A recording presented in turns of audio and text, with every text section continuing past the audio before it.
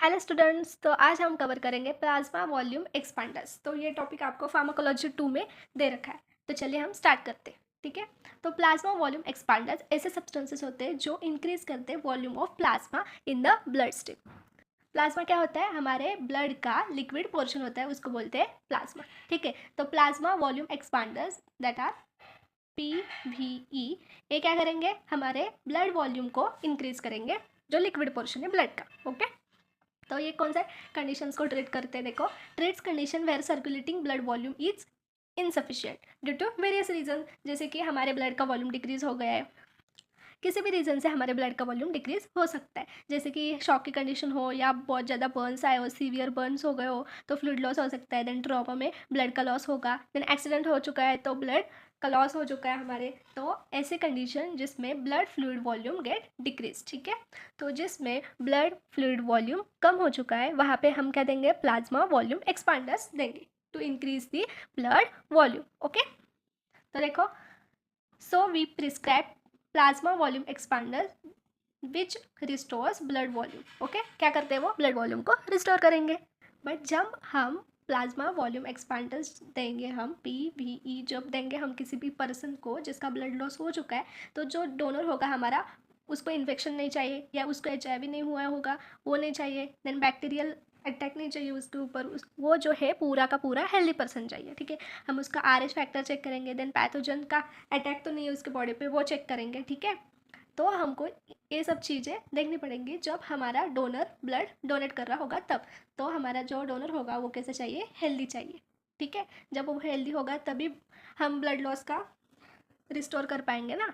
ठीक है, तो जो हमारा डोनर है उसका ब्लड ग्रुप भी मैच होना चाहिए हमारे जो एक्सेप्टर होगा उससे। ठीक है, और एक कंडीशन होती है जिसमें हम ब्लड स्टोर करके रखते हैं। तो ऐसा तो नहीं होगा ना कि अभी ब्लड लॉस हुआ और तुरंत हमको डोनर भी मिल गया और तुरंत हमने ब्लड चढ़वा दिया उसके अंदर। पर ऐसा नहीं होता कि हम क्या करते हैं? ब्लड को स्टोर करके रखते हैं। तो जब हम ब्लड को स्टोर कर रहे होते हैं तब हम उसमें मिलाते हैं एसिड सिट्रेट डेक्सट्रोज।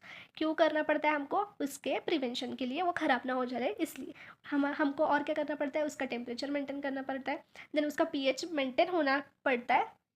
उसका पीएच जो है वो चेंज नहीं होना चाहिए। देन बैक्टीरियल वायरस का अटैक उसके ऊपर नहीं होना चाहिए, जो स्टोर्ड हमने ब्लड रखा है उसके ऊपर।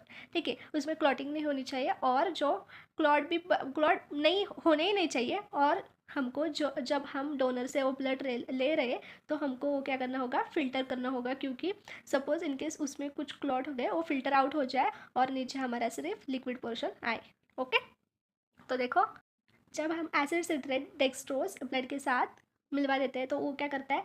कैल्शियम के साथ बाइंड कर लेता है। क्या करता है? ये जो एसिड सिट्रेट डेक्सट्रोज है वो बाइंड कर लेता है कैल्शियम के साथ एंड क्लॉटिंग को प्रिवेंट करता है। तो हमको क्या मिक्स करना है? उसके साथ एसिड सिट्रेट डेक्सट्रोज मिलवाना है, क्योंकि उसकी क्लॉटिंग ना हो, ब्लड की क्लॉटिंग ना हो। ब्लड क्या करता है? ब्लड एटमॉस्फेयर के साथ कॉन्टैक्ट में आ गया तो क्लॉट्स फॉर्म कर लेता है ना। जब हमको कुछ खरोच वगैरह लगती है तो ऊपर क्लॉटिंग हो जाती है ना, तो वो नहीं होना चाहिए। तो एसिड सिट्रेट डेक्सट्रोज हम देते हैं, वो बाइंडिंग करता है कैल्शियम के साथ और क्लॉटिंग को प्रिवेंट करता है। ठीक है, और डेक्सट्रोज जो हम देते हैं वो क्या करता है? आरबीसी की शेल्फ लाइफ को इंक्रीज करता है। नॉर्मल शेल्फ लाइफ क्या होती है? 120 डेज होती है।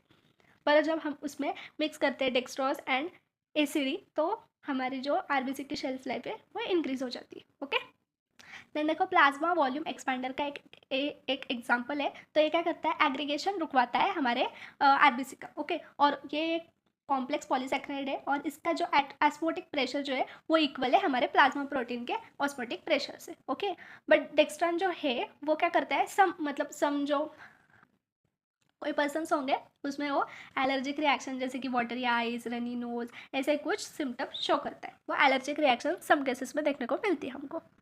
तो कुछ केसेस ऐसे होती है जिसमें हमको प्लाज्मा वॉल्यूम एक्सपांडर्स नहीं देने चाहिए, तो हम उसको क्या बोलेंगे? Contra indicators. तो देखो, वाई और when PVE should not prescribe. तो हमको PVE कब प्रिस्क्राइब नहीं करना चाहिए? तो जब पर्सन को एनीमिया हो, ठीक है, कि नहीं तो हार्ट या किडनी फेल के चांसेस हो उसमें, या पल्मोनरी ओडेमा हो, ठीक है, तब हमको PVE नहीं देना है। ठीक है, नहीं देना है।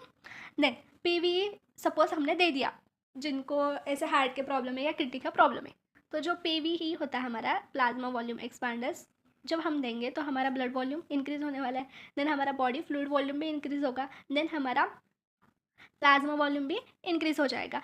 If PVE get prescribe to heart person, kidney disease person, तो क्या होगा, it can lead to severe condition, जैसे कि हार्ट अटैक आ जाएगा उसको, या उसका बहुत ज़्यादा BP बढ़ जाएगा, या उसकी किडनी फेल हो जाएगी। तो हमको PVE नहीं देना है। किन पर्सनस में नहीं देना है? जिसको एनीमिया है, जिसकी हार्ट फेल या किडनी फेल के चांसेस है, या उसको हार्ट कंडीशन है, या पल्मोनरी ऑडिमा है, ऐसे पर्सनस को हमको PVE प्रिस्क्राइब नहीं करना है। ओके, तो देखो हमारा जो प्लाज्मा वॉल्यूम एक्सपांडर्स होते हैं वो कैसे होने चाहिए, ये यहाँ पर मैंने लिखे हैं।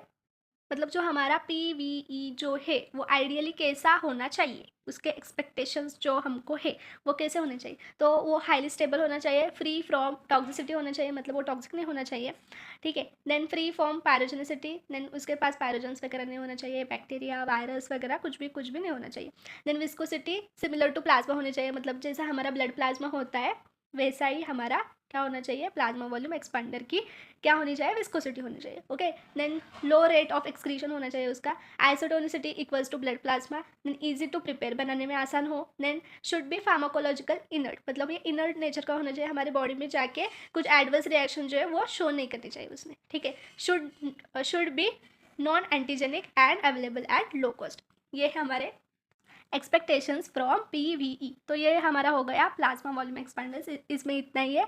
हमको कब PVE प्रिस्क्राइब नहीं करना चाहिए, और PVE जो है क्यों देने चाहिए, और किस कंडीशन में ये दिए जाते हैं। तो जब हमारा ब्लड लॉस हो जाता है तो हमको प्लाज्मा की वॉल्यूम बढ़ानी पड़ती है, इसलिए हम PVE सजेस्ट करते हैं। तो गाइज़, आपको वीडियो अच्छा लगा हो तो लाइक करो, अपने फ्रेंड्स के साथ शेयर करो, चैनल को सब्सक्राइब करो। आपको नोट्स की रिक्वायरमेंट है तो मेरे व्हाट्सएप ग्रुप से जुड़िए। ग्रुप की लिंक मैंने डिस्क्रिप्शन और यूट्यूब के बायो में दोनों तरफ दे रखी है। Thank you guys.